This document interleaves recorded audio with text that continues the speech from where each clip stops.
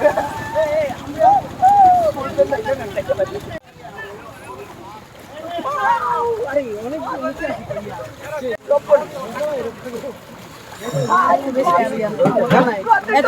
বৈশ্বিক পরিবর্তনের সাথে সাথে এই সভ্যতার উৎকর্ষের সাথে সাথে আমরা আমাদের দেশের প্রতিটা নদীকেই প্রায় মেরে ফেলছি।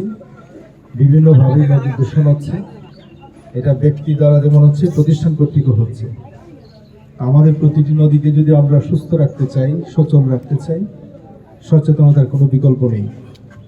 এখানে যারা স্বেচ্ছায় উপস্থিত হয়েছেন একটি প্রতীকী অনুষ্ঠানের মাধ্যমে যে সচেতনতা সৃষ্টির যে প্রয়াস, সেটি অনন্য, অসাধারণ।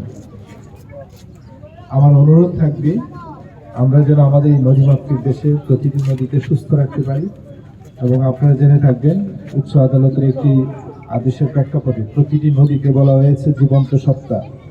সেই জন্য আমাদের এই ভূমির সর্বপ্রথম যে রেকর্ড সিএস জরিপ থেকে এখন পর্যন্ত যেখানে নদীর কোনো চিহ্ন আছে সেটাকে নদী হিসেবে ধরে নিয়ে সেটা রক্ষা করার জন্য উচ্চ আদালতের নির্দেশনা আছে।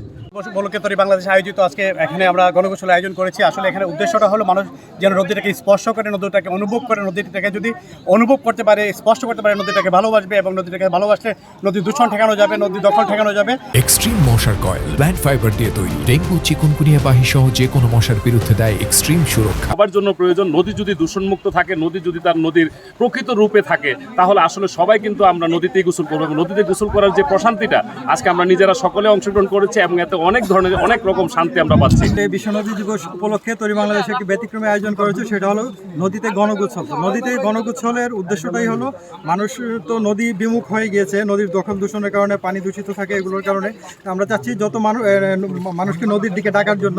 তো নদীতে ডাকলে নদীতে সবাই আসবে, আসার পরে নদীর যে প্রকৃত রূপ এটার প্রতি মানুষের নজর থাকবে। তখন আমাদের আশা যে মানুষের যদি নজর থাকে তাহলে দখল দূষণটা কমে আসবে।